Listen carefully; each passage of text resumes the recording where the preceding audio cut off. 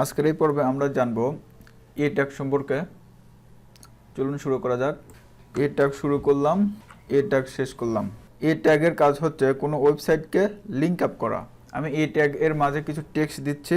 আমি এখানে লিখছি গুগল, GOOGLE। গুগলে ক্লিক করলে গুগল পেজে চলে যাবে। এটাই হচ্ছে এ ট্যাগ এর কাজ। এখন আমরা আউটপুটে যাই, ফাইল থেকে সেভ, রান উইথ ক্রোম। এখানে দেখতে পাচ্ছেন গুগল আউটপুট হয়ে গেছে। এখন আমি যদি এখানে ক্লিক করি কিন্তু গুগলে যাচ্ছে না। শুধুমাত্র টেক্সট লিখলেই তার গুগলে যাবে না। গুগলে যাওয়ার জন্য গুগলের যে লিঙ্ক রয়েছে সেই লিঙ্কটা এখানে বসিয়ে দিতে হবে এই ট্যাগের মাঝে। সেজন্য এখানে লিখতে হবে, এটা এর পরে লিখতে হবে hyper reference href equal double quotation. এখন এই ডবল কোটেশন এর মাঝে গুগলের লিঙ্কটা দিয়ে দিতে হবে। আমি এখানে ব্রাউজারে চলে যাচ্ছি। ব্রাউজার থেকে উপর থেকে আমি গুগল লিখব, google.com চলে এসেছে। সার্চ দিব, সার্চ দেওয়ার পরে এখানে উপরে দেখবেন https। এই লিঙ্কটা আপনারা এখান থেকে কপি করবেন, Ctrl+C দ্বারা কপি করা হলো। এই href এর ভিতরে পেস্ট করে দিতে হবে। আমি এখানে পেস্ট করে দিলাম। তাহলে আমাদের গুগল পেজের লিঙ্ক আপ করা হয়ে গেল। এখন যদি আমি গুগলের উপর ক্লিক করি তাহলে গুগলের সাইডে চলে যাওয়া যাবে। আমি ফাইল থেকে সেভ করছি, run with Chrome, run with Chrome.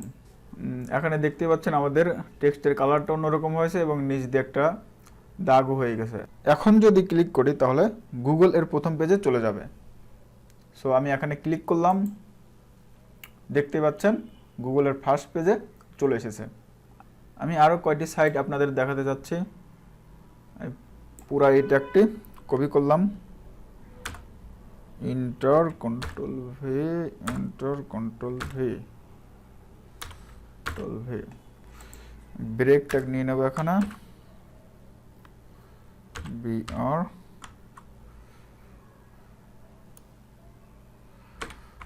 এভাবে লেখা যায়। আর নিচে ব্রেক না দিলেও হবে।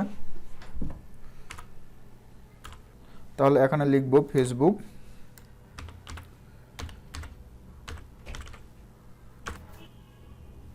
আমি এখন হাইপার রেফারেন্স এর মাঝে ফেসবুক এর লিঙ্কটা পেস্ট করে দিব। পেস্ট করে দিলাম। আমি আরেকটা সাইডের লিঙ্ক বসাতে যাচ্ছি।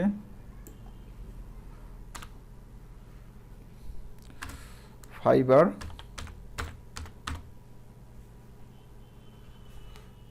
গুগলে চলে যাই,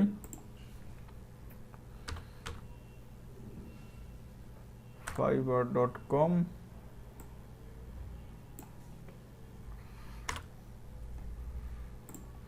fiverr.com এই লিঙ্কটা এখান থেকে কপি করতে হবে এবং নোটপ্যাড++-এ এসে হাইপার রেফারেন্স এর মাঝে পেস্ট করে দিতে হবে। এবার দেখা যাক আউটপুটে কি আসে। ফাইল থেকে সেভ, রান উইথ ক্রোম। এখানে তিনটি লিঙ্ক চলে এসেছে, ব্রেক দেওয়ার কারণে ভেঙে ভেঙে এসেছে। এখন আমি যদি গুগলে যাই, গুগল চলে আসবে। আমি ব্যাকে চলে আসলাম। ফেসবুকে ক্লিক করলে ফেসবুক চলে আসবে। আমার এখানে সাইন ইন করা আছে, ব্যাকে যাচ্ছি। ফাইবারে ক্লিক করলে ফাইবার চলে আসছে। সো এভাবে আপনারা যত খুশি তত লিঙ্ক আপ করতে পারবেন।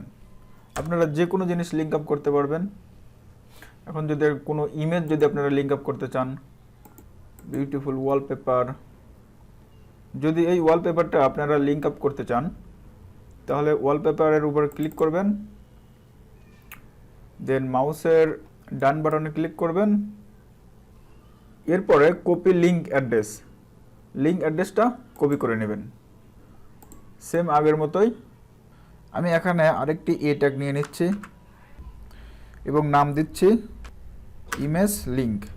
এখন এর মাঝে হাইপার রেফারেন্স লিখতে হবে, হাইপার রেফারেন্স ইকুয়াল ডবল কোটেশনের মাঝে ইমেজ এর যে লিঙ্কটা কপি করে আনলাম সেই লিঙ্কটা পেস্ট করে দিতে হবে। Control V. অনেক লম্বা একটা লিঙ্ক, যার কারণে অনেক জায়গা নিয়েছে। ফাইল থেকে সেভ, রান উইথ। এখানে দেখতে পাচ্ছেন ইমেজ লিঙ্ক নামে একটা টেক্সট চলে এসেছে। আমি এখন ক্লিক করছি ইমেজ লিঙ্কের উপর।